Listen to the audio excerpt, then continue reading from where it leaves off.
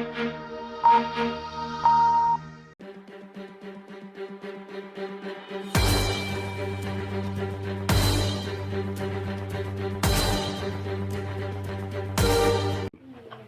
एक ऐसा शब्द है, ज्ञान को जितना बांटा जाता है उसकी उतनी ही बढ़ोतरी। ऐसे में शिक्षा का अधिकार सभी को कहा जाता है, लेकिन आज के दौर में देखा जाए तो सभी को शिक्षा नहीं मिल पाती।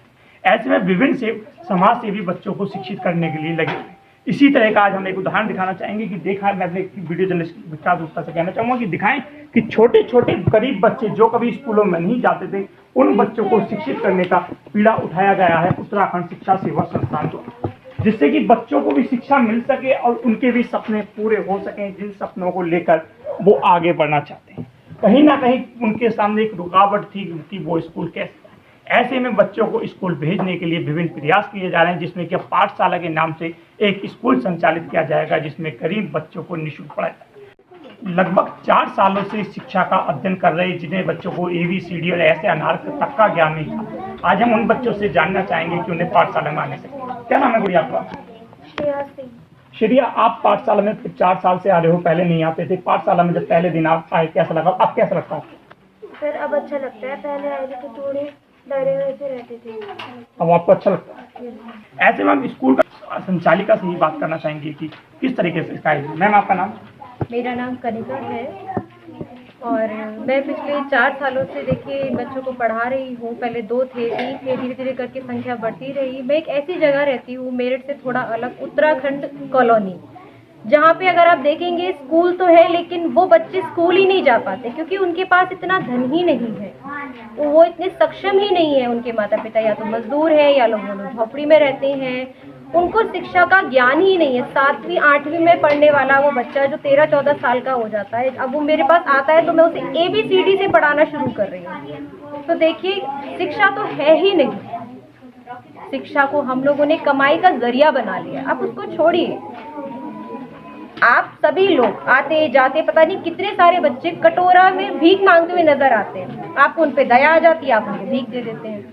आपके लिए तो वो दी हुई एक बार भीख है, आपने 5 रुपए अपनी पॉकेट से निकाल दिए।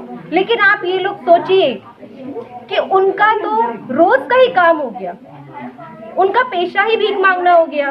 अब उनको जरूरत ही नहीं है शिक्षा की, उनके लिए शिक्षा तो एक नाम मात्र आधार है।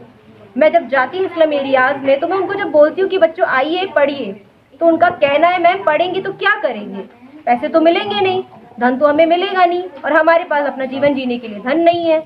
तो मेरा तो सबसे पहला जो मोटिव है वो ये है कि आप सभी बच्चों को जो भी आपको भीख मांगता मिले, चाहे वो मंदिर के दरवाजे पर हो या वो कहीं पर भी हो, आप उसे भीख मत दीजिए। आप उसे किताबें, कॉपी, बुक जो भी दे सकते हैं अपने साथ रखिए। मैं भी ऐसा ही करती हूँ।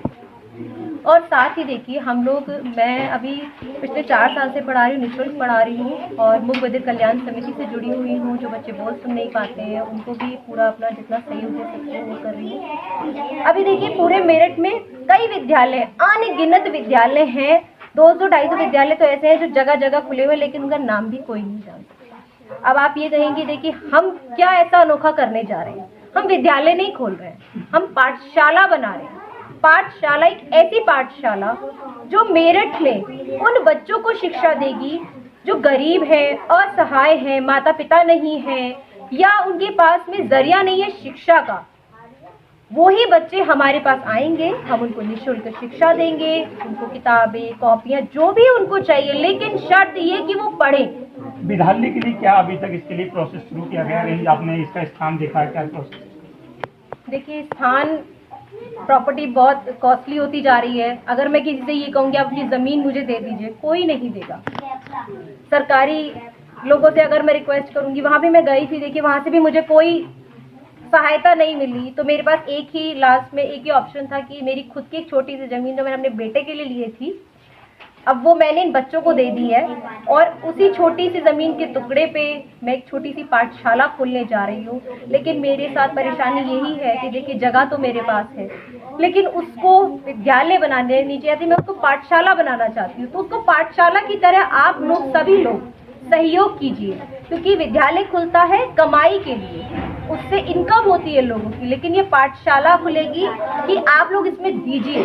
आप जितना सहयोग करेंगे उतनी ये पाठशाला आगे जा पाएगी और बच्चे इससे पढ़ पाएंगे। इसी तरीके से हम चौधरी चरण सिंह विश्वविद्यालय से छात्र राजनीति कर चुके मनीष शर्मा से बात करना चाहेंगे कि जो ये स्कूल खोलने की, पाठशाला खोलने की एक पीड़ा उठाया गया है, उसमें वो क्या सहयोग करेंगे, उनका क्या कहना है? क्या मनीष जी, ये जो प्रोसेस किया गया है एक अच्छी शुरुआत है, आप क्या कहते हैं? ये कनिका मैम ने जो शुरुआत करी है, मैं भी कनिका मैम से कम 2 साल से जुड़ा हुआ हूँ और उन्होंने इतनी अच्छी शुरू से ही मुहिम बहुत अच्छी चलाती है और उन्होंने इतनी अच्छी पीड़ा उठाई है कि बच्चों को शिक्षा दिलाने का काम किया उन्होंने। और उन्होंने मेरे से जितना भी सहयोग होगा इस चीज़ के लिए मैं हर वक्त उनके लिए खड़ा हूँ, हर चीज़ सहयोग दिलाने के लिए उन्हें तैयार खड़ा हूँ। उन्होंने एक मुहिम चलाई है कि कटोरा हटाना है, शिक्षा दिलाना है, ये बहुत अच्छी मुहिम चलाई है उन्होंने। तो कह सकते हैं ये प्रयास अच्छा है कि बच्चों को भीख देने की जगह उनको शिक्षा प्रदान की जाए, क्योंकि जब भीख की जगह शिक्षा मिलेगी वो आगे जाकर अपने हुनर से वो अपनी बदौलत सब कुछ कर सकते हैं, उन्हें किसी के आगे हाथ फैलाने की आवश्यकता नहीं पड़ेगी। वीडियो जर्नलिस्ट विकास गुप्ता के साथ विशाल भटनागर, जनवाणी न्यूज़, मेरठ।